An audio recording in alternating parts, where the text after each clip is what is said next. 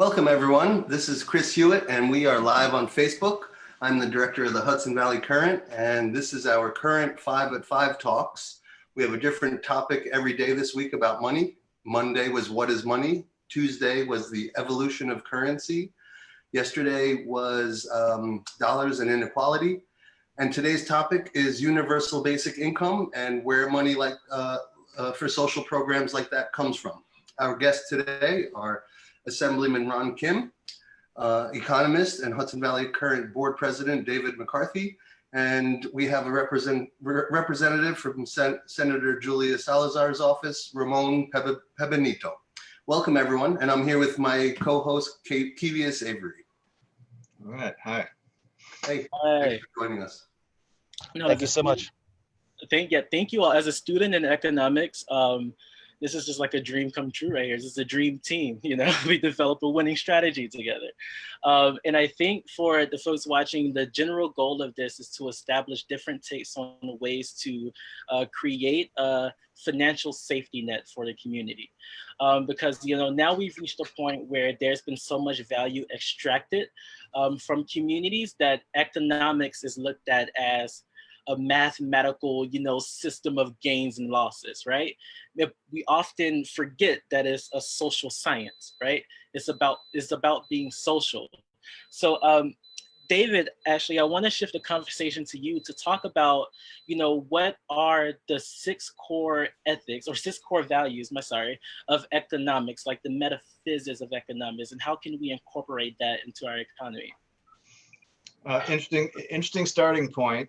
And when you speak about metaphysics, I'm glad you mentioned that, because a lot of times economists I'm actually not an economist. I want to correct you you folks on that.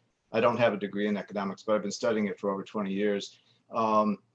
Most economic thinkers don't acknowledge their metaphysics, or they assume that there's no metaphysics going on. The actual background of my philosophical framework is Mahayana Buddhism. And the 6 virtues that I brought out in my book are based on some very deep principles that come from Mahayana Buddhism. And so I see economics, as you say, Keyvious, I see economics as what I call it a social discipline, which is maybe putting a fine point on it. Whether it's a science, certainly I respect the methods of science. I actually think science is a social discipline, but that's a whole nother conversation. But certainly social is in that description of economics. And I think that's one way that economics has gone wrong, as you pointed out when you first started talking. So anyway, the 6 virtues that one could apply to economics are, first of all, generosity. And I think that's probably the easiest one to understand. But even there, that's where modern, like certainly neoclassical economics goes off the rails right there. You know, it's like, so generosity is the first one. The second one is ethics, positive ethics. And the third one is what I call non-aggression. And again, modern economics tends to think of competitiveness as a virtue. I think that competitiveness is actually, at the psychologically level, a non-virtue. It may have some benefits in structurally or of economics, but really you could boil down competition to the idea of having segmentation. In other words, you have 2 different people providing a good or service, but that doesn't mean they're in competition, certainly not in warfare with each other. So the fourth one is diligence. And the question of diligence is really, in this context, it's really about what are you putting your effort into? You know, there's a lot of diligence going on in this world that's about really deeply negative things. So I don't mean any kind of diligence, but in particular, I mean diligence to change the system. So that's what Chris and I have been working on for close to 10 years now, maybe more than 10 years. I can't remember. Yeah, and I'll tell all the viewers that your book's name is Civil Endowment, and we will bring up an image of that soon. and it's about the transformation of economic power. When David approached me in 2009 or 2010, he called because I was running a nonprofit out of Rosendale, New York at the time, and said, what do you think about starting a local currency? And as a serial entrepreneur, I said, that sounds great. Let's do it. And so we've been working together as a team with David's philosophy and vision and my desire to bring money to our region in order to spread it and share abundance, which is what led me to meet Assemblyman Kim. And it's great to meet you today, Ramon. I think the word inclusive alone in the inclusive value ledger that you've introduced shows that you are in a way hitting those values that David was just talking about. So, so just real quickly, the last two of those values that you asked me about, or virtues, the fifth one is what I call focus. And the point being with focus is like what we focus on and knowing what we focus on and being able to bring clarity and wisdom to the actual object of our focus is extremely important. And just for example, I'm sure that you've all, heard the discussion of like, well, economists focus on something like GDP, right?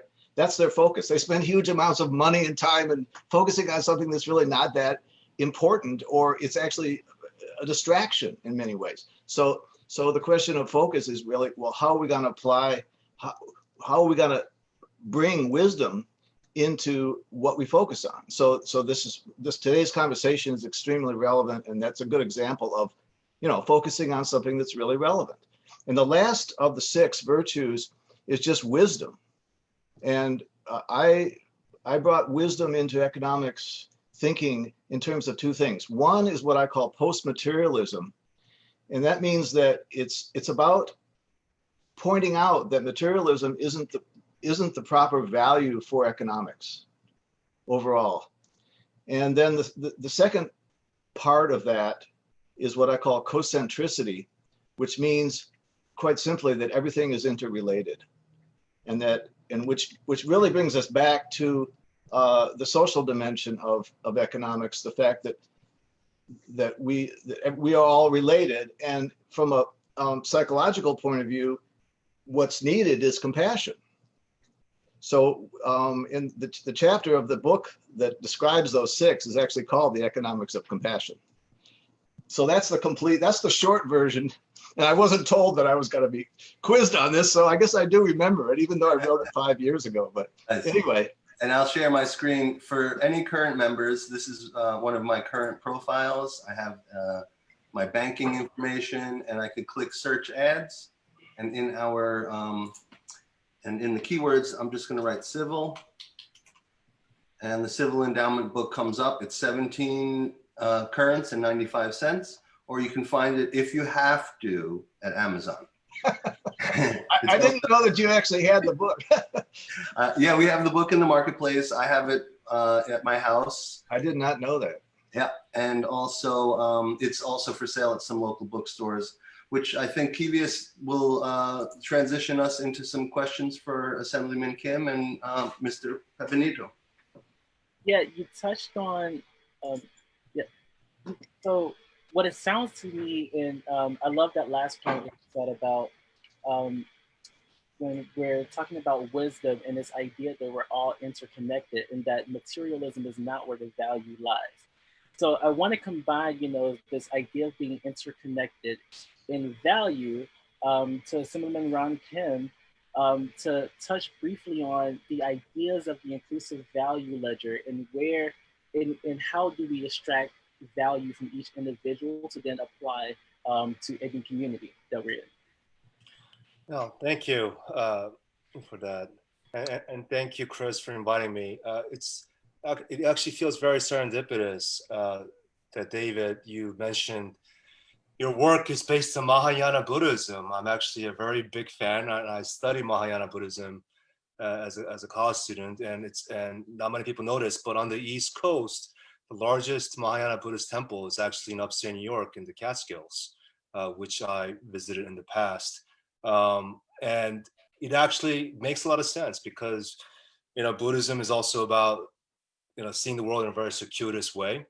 And our economics should be about recirculating and capturing as much value at the very local levels. And many people have gone back from Gandhi to, every single person who talk about economic justice, I talk about the importance of what an economic justice model looks like. So this isn't something new. We just haven't been able to execute it the whole way. And this is actually extremely timely too, because right now, as every night, people, including Ramon in Brooklyn, were peacefully marching and protesting for George Floyd. As we're marching, I think more and more people, when you talk to them, they're starting to connect the dots. It's not, yes, there's racial injustice. Yes, we need to reform the police brutality, but what is the correlation there, right? Why have we expanded the police departments in places like New York City by 50% in 10 years when the population hadn't increased by 50%? So it all boils down to one another about value, and whether we have a system that extracts value from the bottom, or we have a system that adds and recirculates value in our community. If you walk around and you see a human being that's homeless, or if you see someone that's unemployed, and if you just judge them, oh well, he or she obviously is not hardworking, and why don't they just get a job like everyone else? If that's the mindset, that you're not seeing the value of another human being. If we have a better model and you see a homeless person, you're not gonna blame that person, but you'll be genuinely confused. When we have so much value around us, how the hell did this happen that this person is homeless? How do we not capture this person's value in our economy?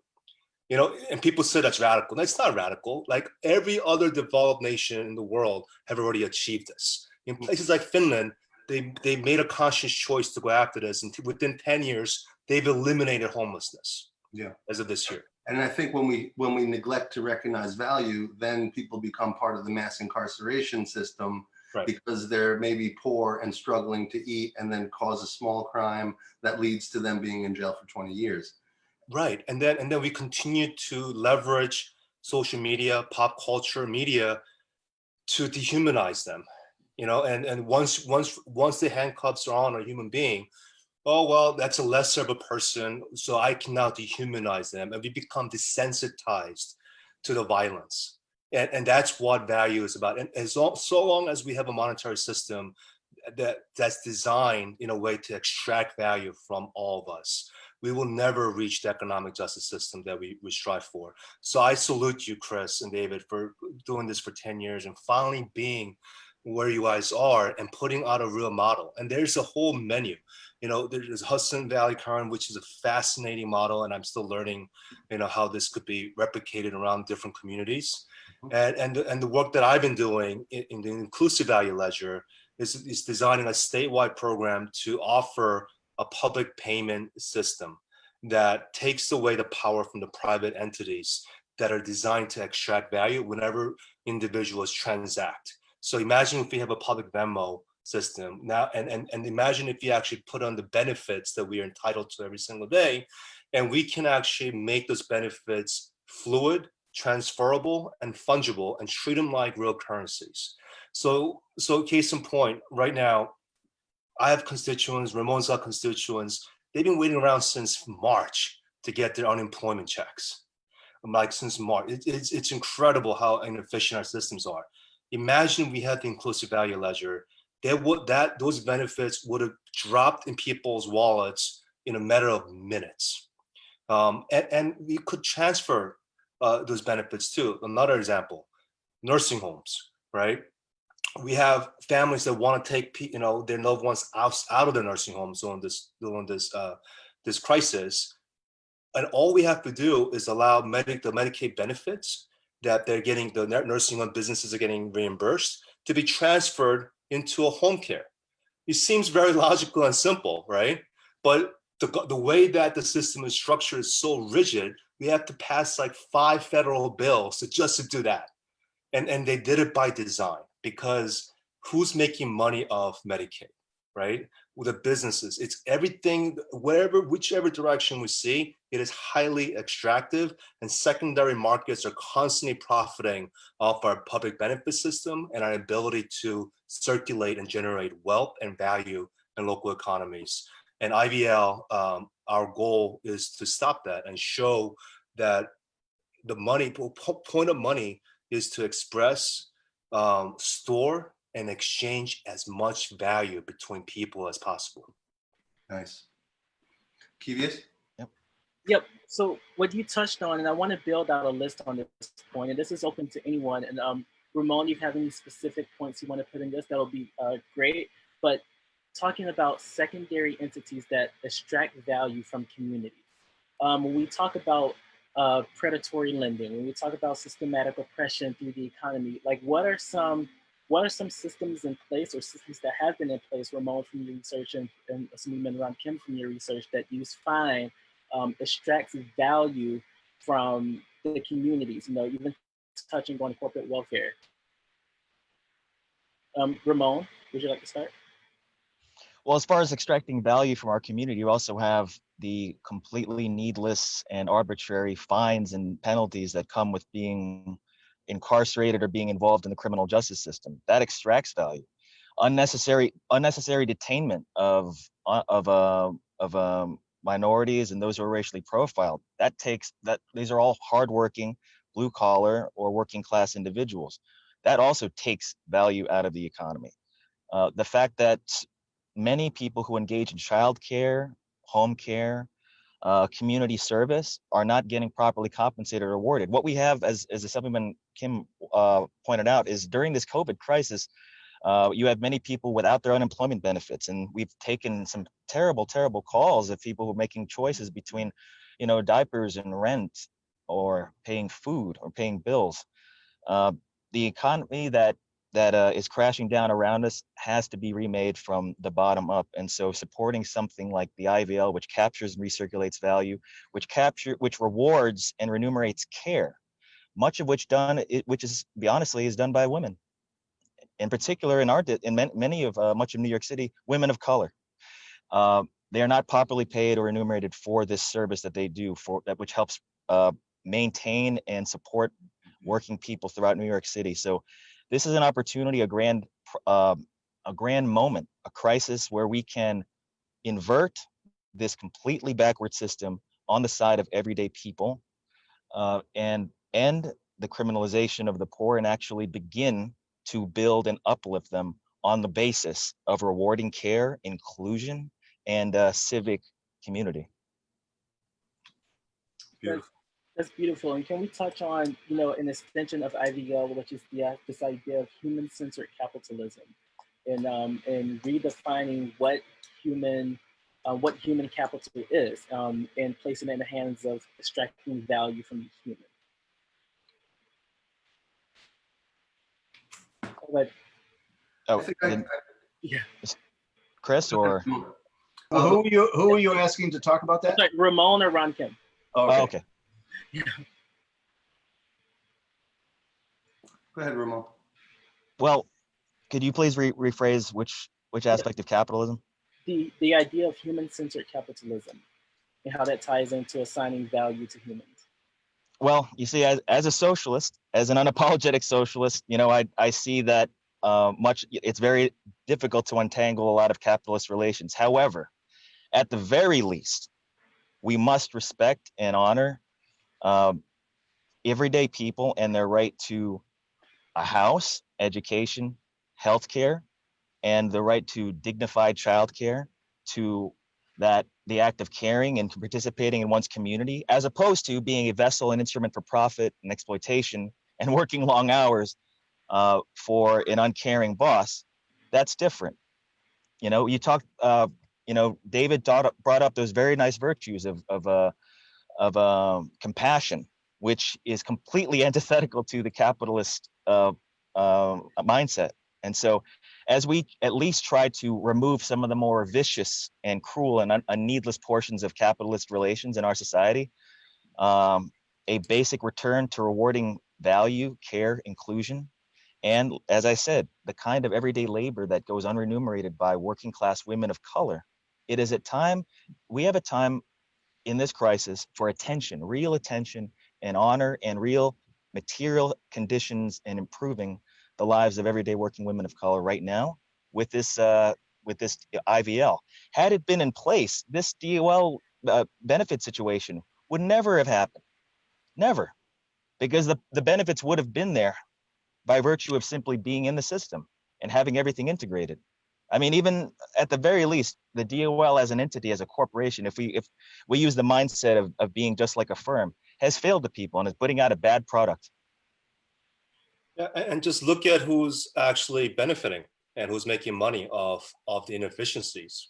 The state of New York already dropped $88 million to Deloitte or McKinsey or whatever the company that's walking away with their money. It was a contractor, yep.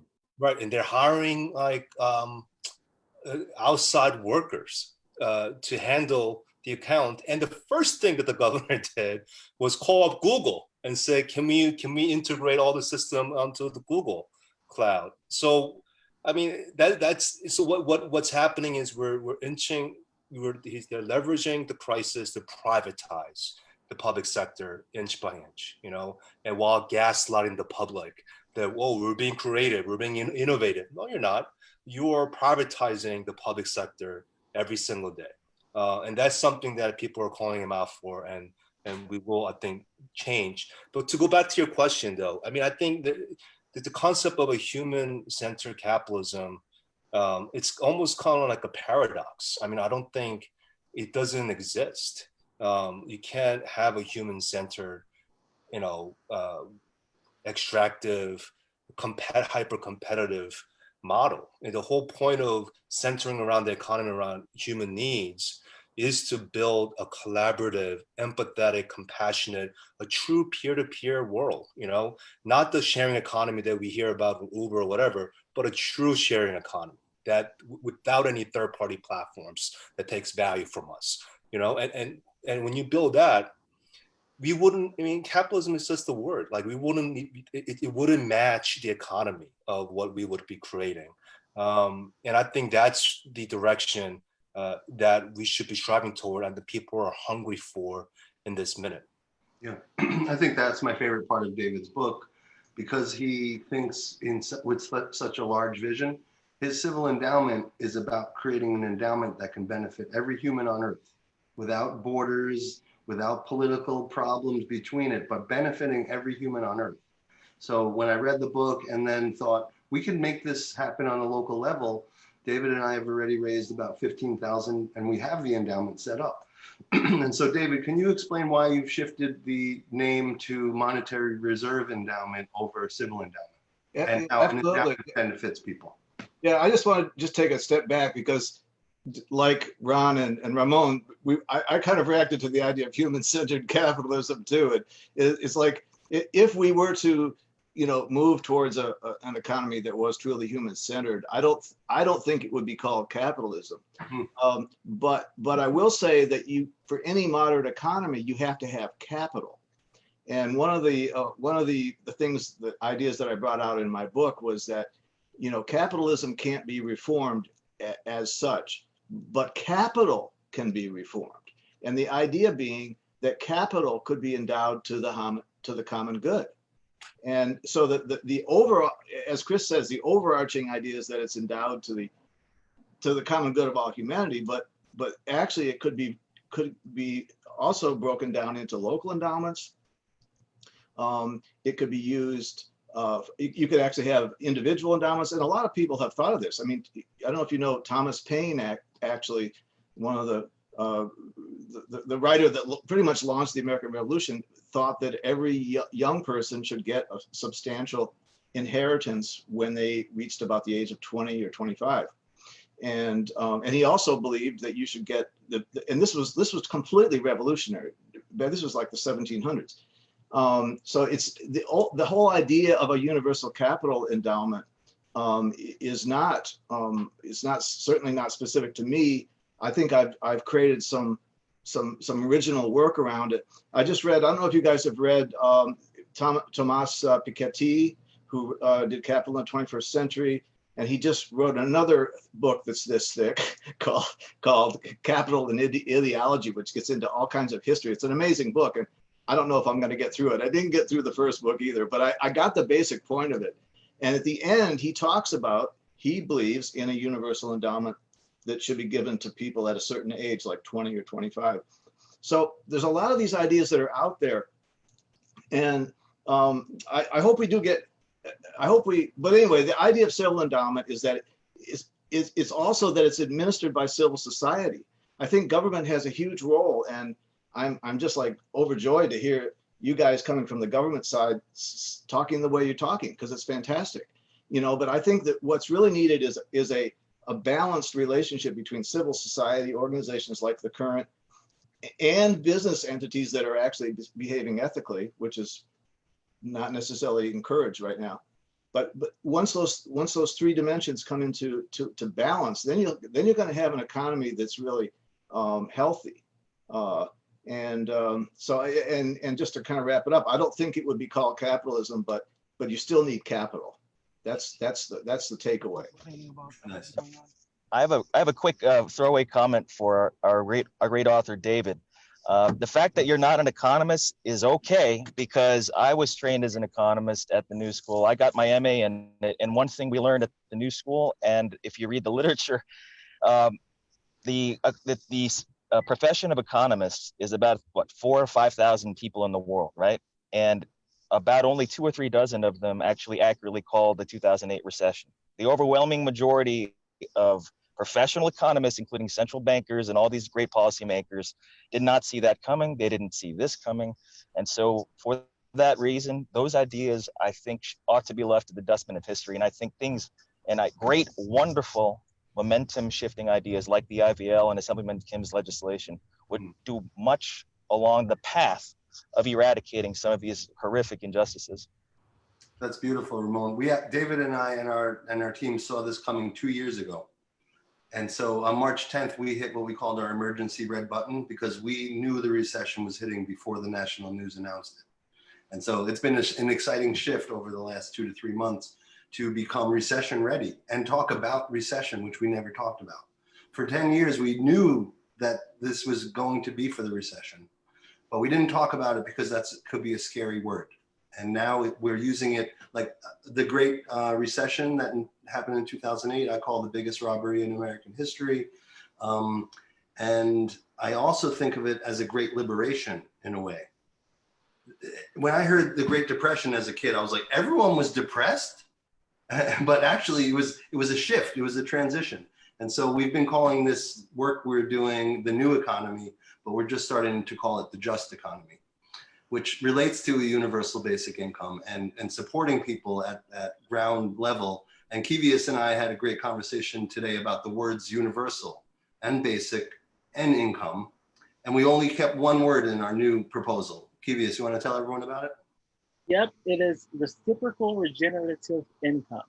You know, the idea that in order to keep regional wealth is that, you know, you have to engage in the economy in a reciprocal nature, right? You give and you take, but also the idea that everyone should be entitled to the basics and income to assess the basics.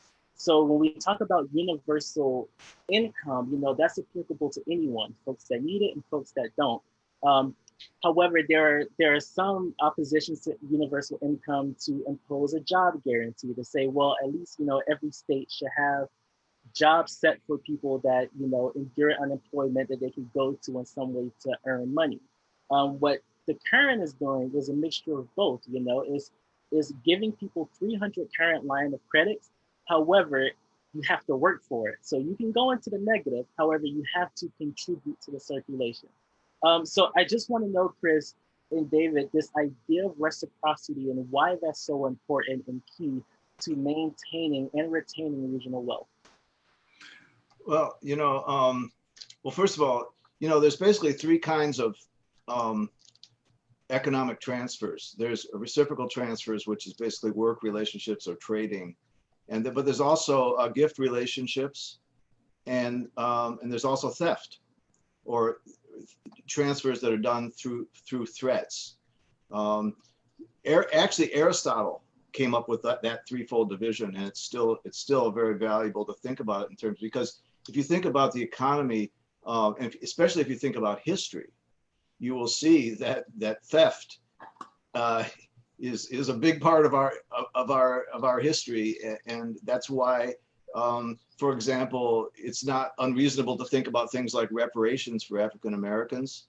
But just before I forget, I want to mention that Chris and I didn't do the crystal ball on the pandemic, quite frankly, but it was about creating a resilience plan, and it was 2 years ago, in case there was a big downturn. So yes, a local currency like this is designed to create resilience, and especially the plan that we worked on, that Chris worked so hard on. And I will even say that the county kind of, you might say, they kind of borrowed our language. You know, they said, well, we've got this big resilience plan. They didn't quite mention that it was, anyway, but that's a little insider stuff. But yeah, so you know, I would love to talk about UBI, because I think that there's a tremendous amount of, when you get into reciprocity and just the dynamics of an economy, you've got to figure out what, you know, it's fine to do a UBI, and by the way, a UBI actually happened in the US of A with the payments that were made, the emergency payments. That is basically UBI, but it's not. It's pretty much a one-time or two-time payment. So that was an incredible historic thing that happened, and I definitely credit people like Andrew Yang, who I've been sort of studying up on lately. And it's ironic that he's actually getting a lot more traction now that he's no longer in the presidential race. But you know, I think a lot about UBI, and in fact, in my book, I came up with a potential plan that was based on civil capital or civil endowments. But I think we have to think about what is the macroeconomic implications. What are the implications of a UBI? It's fine to do something on an emergency basis, okay? But the government can't afford to pay everybody just to print money, you know, and it's in the long term, it is not a solution. So the question becomes, even if you wanted to do that, and honestly, even the amounts that are being given out are not that great on an individual basis. I don't know how far $1,200 goes in each of your lives, but it's not, you know, it's a good thing. It's going to save, it's going to help us, you know, but it's not really, it's not a living, it's not an income. I saw that, I don't know if you guys know that Andrew Yang is doing a thing up in Hudson, New York. Did you guys know all that? I just found this out today. Yeah. He's got a foundation, some kind of an organization that's doing pilot programs of UBI. Mm-hmm. And they said, yeah, we're doing it in an upstate town called Hudson, New York. And I'm like, what? Hudson, New York? That's like 40 minutes from here. Yeah. When I heard about it, I thought we can work with Senator Salazar and Assemblyman Kim on something for this region. But of course, it's not your district. But I feel like we have this opportunity. And one thing we did for COVID is for people who lost their jobs or were underemployed, we allowed the credit. We call our line of credit a line of trust, because it's the community's trust that allows people to go below zero. So we allowed people to expand from 300 to 1,000 to get through these times. And I just wanted to remind anyone who just tuned in that this is the Hudson Valley Current, and livelihoodmagazine.org is our ability to educate the community about the just economy and keeping money local. And if you want to learn more about the Current, our website is hudsonvalleycurrent.org. Our publication is livelihoodmagazine.org, and our ability to feed our neighbors in need and share abundance is satisfyhunger.org. We're here with Assemblyman Ron Kim, a assemblyman from Queens, and a representative from Senator Julia Salazar's office in Brooklyn, Ramon. We're also joined by the Hudson Valley Current Board President, David McCarthy, and we're talking about universal basic income today. Both Senator Salazar and Assemblyman Kim have introduced legislation called the Inclusive Value Ledger, and David McCarthy wrote an amazing book called Civil Endowment. Keyvious just asked me about value and the value in people, and what I love about the Current, especially now that we're creating a current community protection plan, is it shows we all have a lot of value. We all have a lot to share with each other. And when we engage value and include people, then we become more abundant and resilient. And so the inclusive value ledger, I came down, I was honored to speak at the press conference that Assemblyman Kim and Senator Salazar put on about 6 to 8 months ago, and just talk about what the current is, because our community currency demonstrates there's more than just dollars to help us exchange with each other. And originally people 10 years ago would say, is this like Bitcoin? And I'd be like, no, this is not like Bitcoin, because it's not. It's a cryptocurrency, is not a barter exchange. But then once Bitcoin became worth 19,000 for a Bitcoin, I was like, yes, this is like Bitcoin, but very different. And now we have the opportunity in this day and age to talk about things like complementary currencies, cryptocurrencies, and cards like the inclusive value ledger that will eliminate predatory lending. Money is an invention and it's an evolution. So I'm just excited to be part of this movement with all of you here on this call, that we are questioning exchange and capital. Keyvious, do you have any good questions for us? Yeah, so you just touched on an amazing point. You said money is invented. And David, your last point was that, the government can't afford, to print money. So I kind of want us to, in the last 10 minutes of this conversation, to go into where does money for programs come from? Where does the government get their money? Pick our brains at where does money from Social Security come from? What's the point of taxes? So I want to start with Ramon and Ron Kim to talk about where does money from programs, social programs and social welfare programs come from? Well, as far as established, currently, in existing programs, for your viewers and for your audience, you would know that money for social safety net programs generally comes from a mixture, right, of the federal government, the state government, the municipal, city, locality. And as we've seen with this COVID-19 crisis, it has been a massive crunch on the budgets of states and municipalities. We're almost all flat broke. And so when you ask the question of where the money's going to come from, there's a couple of sources. One obvious one is to finally, at last, tax the wealthiest 1% of individuals in New York, and ask for a more generous distribution of revenue towards social welfare programs and public assistance. Now, that being said, what the IVL also would help take advantage of is the millions and millions of dollars in unclaimed funds that would automatically be applied as tax credits, or that ought to be applied for tax credits to help people who at the state level and the city level receive tax credits for the work that they do at home, such as social care, beautification, community service. During this COVID-19 crisis, there's been an explosion in mutual aid and people giving, people without jobs. I see it every day. People without jobs who happen to have a car, people without jobs who happen to have a bike, delivering food, caring, giving what they can of their time and energy to people to better their material lives at a time when the capitalist system and, governments have largely, fallen short and failed everyday people. And so, by virtue of simply helping one's community by caring for one's children, for the elderly, or for community service such as mutual aid, you would already have that money, that value, accurately reflected in your IVL, in your public Venmo, as Assemblyman Kim mentioned earlier. So you're asking about where the money's going to come from. Look, they're actually trying to take it away. You have massive budget cuts coming on the social safety net, and so that's why it's actually super crucial and urgent that for once we begin to tax the wealthiest and most affluent among us, but at the same time give access and help funnel and channel the unclaimed in the millions of dollars that ought to go to those who actually contribute to their communities and care. I'd love for the Assemblyman to speak up on this, because he actually helped devise this whole thing. Thanks, Ramon. So before I go into that, I just want to touch on Andrew Yang and UBI for one quick minute.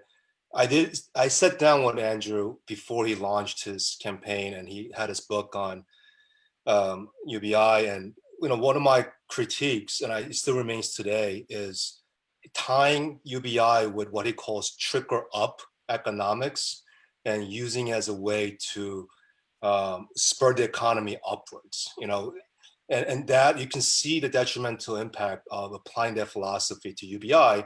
Even now with the stimulus money, there was no way to safeguard some of that money from the poorest people who are getting it from debt collectors, from external factors that are taking that money out of their banks. So unless we have a mechanism in place to safeguard that place, to guarantee that that money is circulating and it is staying at the local level, we're just putting a band-aid and gamifying the system for extractors to take that money out of our people's hands. And I think that's where I think the Hudson Valley Current model or IVL, any other model, if you apply it together with UBI, I think it makes the most sense. And in terms of new money, yes, if we're not printing new money, which the Federal Reserve could do, we have to figure out how do we actually get money back into the hands of people, local level. The only way we can do it is taxing the super or ultra wealthy class, as Ramon said.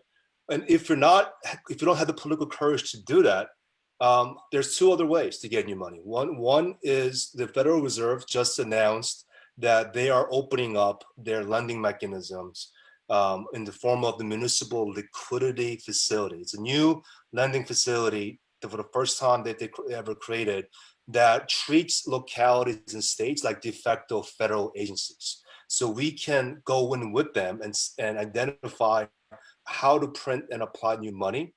In New York State, we can actually borrow. It's not really borrowing because the reserve money is not a traditional lender and they never actually may collect that money. We can borrow up to $20 billion for the state of New York. So that's new money, but we can't just, again, get that money and give it to the mega corporations and, and just trying to, hope that the money trickles down to us. We have to structure it meaningfully.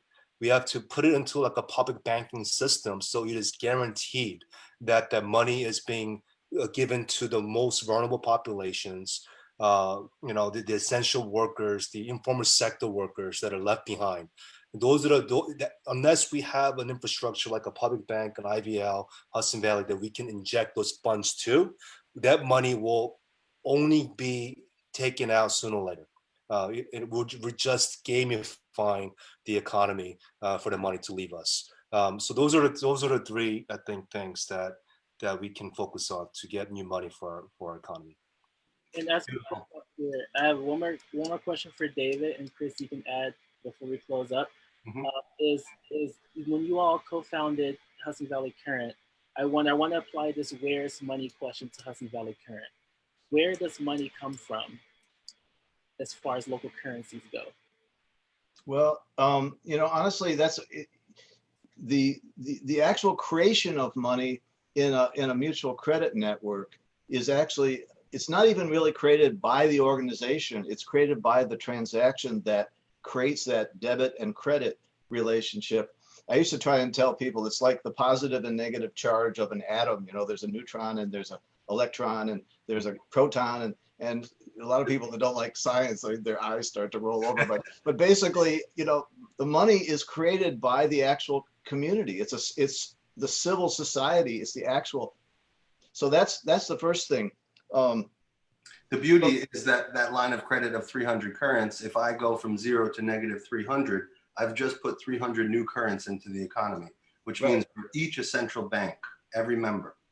Right, and it's a different system than an interest-based loans, because the organization of the Hudson Valley Current is not loaning you money. We're just administering that community relationship. So in a sense, for example, when you take a product from someone in the community, when you transact, that there's an actual community relationship that's going on. It's a very deep sense of connection. Like I just went to a farm down the street that and I paid for it in currents. We have printed currency right now, which I'm so proud of Chris for all the work he did on that. And I put a 10 current bill in the box, and that 10 current bill is out there in the community now, and it's all based. At that point, it was one like that.